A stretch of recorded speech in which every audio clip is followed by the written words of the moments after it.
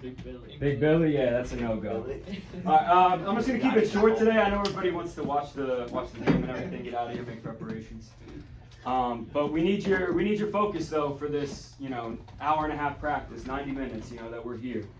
You owe it to your teammates, you owe it to your coaches, you owe it to yourself. I want full concentration, full focus today. I just want to talk a little bit about the importance of routines. So obviously routines are important, physically, get to the field, your warm up, for pre-practice, pre-game. Everybody knows about that. But I want to talk about what a routine can do for you mentally. So when you get to the field, if you have a plan and a consistent routine, it can give you confidence in knowing that, okay, I know what I'm doing, I know how I want to warm up, and then my body's going to be ready for the game. Especially when you get to high school and higher levels of baseball, there's not always a team warm up. Some guys just like to do their own thing, and especially at tryouts. So if you're at tryouts and it looks like you have this really focused and really organized warm up, the coach is gonna be like, damn, all right, he knows what he's doing. He has a consistent warm up, and then also it's gonna allow you to relax a little bit and just your body knows what you want to do and how you want to get ready. The body craves consistency, which is why we want to have almost the same warm up the whole time. I mean, you can change it up a little bit, but find out what works for you guys. And this is separate. If your team does have a workout, find something that works for you physically and mentally. So physically, I would suggest for upper body, just doing arm circles are great before you throw every time. Forward and backwards. I like to do 10 small, 10 medium, 10 large, forward and back. And then you can do bands. Position players and pitchers can do bands. And then lower body, we want to start to incorporate some more explosive movements. Because baseball is all short bursts of explosion, right? When you throw the ball, when you hit the ball, it's all explosive and it's quick. So if we can incorporate some more jumps, some sprints, anything that's explosive, some like ladder shit, some cone drills, anything that's going to be explosive is going to allow you to be more explosive in the game then. So train how you're going to want to play, which is short bursts of explosion. I had a funny story, I wanted to mention this earlier, but this guy I played with in indie ball one year, he's a crazy dude. He's from out in Cali. And so he was always struggling to wake up in time for the East Coast games because they're 3 hours behind. And he was a pitcher. And usually in pro ball, they allow you, the starting pitcher, to get there when they want, because most of the teams get in there 3-4 hours before the game for BP, in and out, get your uniforms. It's a whole process. You're at the field for 10 hours a day. It's insane. But the starting pitcher, so they can rest up a little bit, get the routine going, they can get there kind of when they want within reason. But this guy, he would stay out till, 3 or 4 a.m., hanging out with chicks, doing whatever, and then he would struggle to wake up. So whenever he would get there early and get his shit done and his routine, he would usually pitch a pretty good game, But sometimes he would get there 30 minutes, 20 minutes before the game starts, and he would always be a shit show. And I remember this one time, and I've never seen this before, and I'll probably never see it again. He got there really late, he barely had time to warm up his arm, dude, just a long toss. He didn't even get on the mound before the game. So he threw the first inning, gave up a few runs, couldn't throw a strike, couldn't find the zone, got out of the inning. He runs out for the second inning, and he's calling into the dugout. He's like, yo, bring out my foam roller. And everyone's like, what the hell, my foam roller? And he runs into the dugout and grabs his foam roller in the middle of the fucking game and starts rolling out in front of the mound to get his body loose. And the umpire's walking out what the hell are you doing, dude? You can't be doing that shit.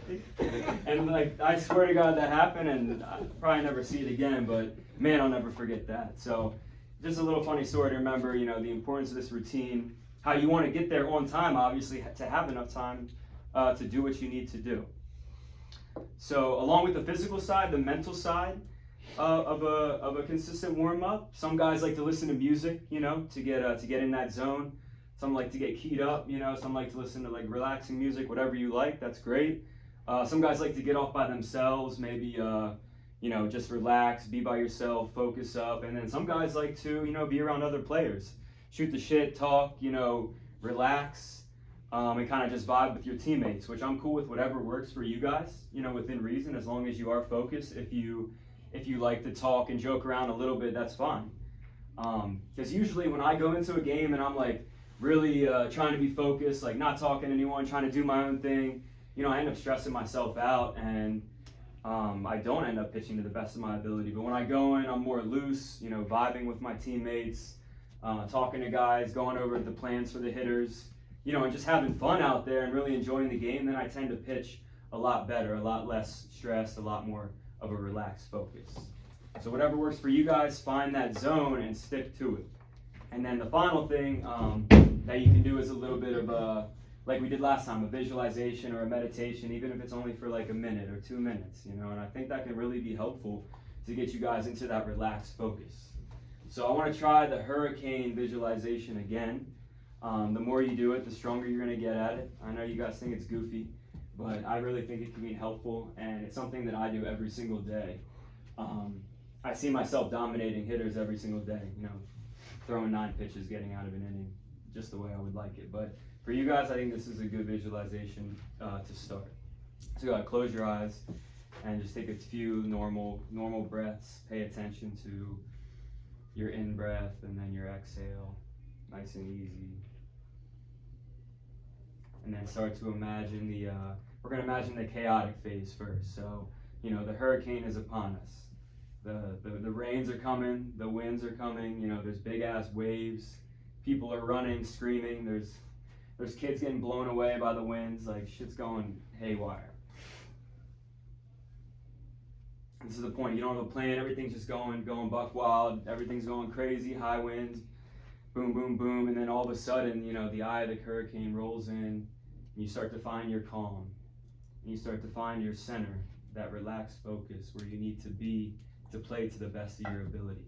So now everything is calm, everything is tranquil, it's sunny out, clear sky, your breathing is steady, you're very relaxed, you're very focused, you're in the zone, you're in the moment. Find exactly where you want to be to perform to the best of your ability, and then try to stay there as long as possible.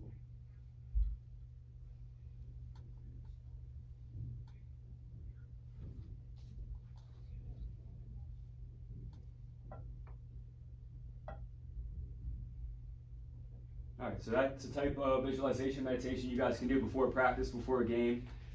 You probably feel pretty relaxed right now. Hopefully it helped. And the more you do it, the better you'll get at it. One more thing, really quick. Post-game evaluation or post-practice evaluation. This is just for yourself. You can show it to me if you want, but I don't really need to see them.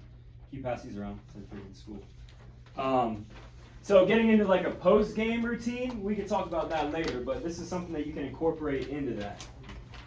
Because we don't just want to leave the field and then everything's done and you didn't learn anything from your performance. So one simple idea that you can focus on practicing after today. So this could be something I tell you to work on, or one of the other coaches, or something that you notice that you need to work on. What was your favorite part of the practice? Was it bullshitting with the guys, seeing everybody, you were dropping bombs today, you were pitching really well, whatever. What is one thing you could change or improve for next practice? What do you want to focus on getting better at for next practice? Because we do want to have a goal of trying to get better every single practice. How would you rate your focus level? 0, no focus, 10, maximum focus. We want to get that 8, 9, 10 range. How would you rate your effort level? Same thing, 0 to 10. So this way you can see how it was today and then improve it for next time. Again, what will you do to improve yourself for our next practice? And this could be getting in the weight room, the nutrition, like Coach Steve was saying. This could just be working on that visualization or practicing your skills. And then the last one, the most interesting to me, what is one aspect of the mental game that you worked on? So I want to start to see you guys working on the mental side of the game a little bit. Were you working on steady breathing, that visualization, even training with intent, like practicing with full intent, full focus? That's a mental exercise in itself. Reading research, meaning like you could even watch videos of like elite hitters, elite pitchers. Who likes to watch videos of guys just throwing absolute fuzz or hitting 450-foot bombs? Yeah, that's part of the mental training, because the more you see these guys perform in an elite way, the more likely your body is going to be able to perform kind of like them. And it's cool to pick someone that you really like in the MLB and you can kind of model your game after them, or pick a few guys that you like. Cue words or a phrase, we didn't really go over this. With some of the guys I did with pitching, Weaver, what's our cue phrase for pitching? Breathe, target, and throw. Right, breathe, target, throw, BTT. Breathe, target, throw. That's a cue phrase, meaning it's something you're going to tell yourself while you're performing to help you. And it's usually something very simple. Breathe, target, throw. That's all I need to do. With hitting, it could be breathe, load, ball. BLB. Breathe, load, see the ball. That's it. Keep it very simple. We don't want to be thinking too much at the dish or thinking too much when we're on the mound. So these are just simple things to keep us focused. So that's all I got for today. If you guys want to fill this out, if you want to show me, if you have any questions, let me know. Let's go get warmed up. We got the field. Oh, it's past 1. We got it all. Let's get after it. I want to see a good 90-minute workout here, baby. Let's get the hell out of here and watch the Bengals win it all. Joe Burr.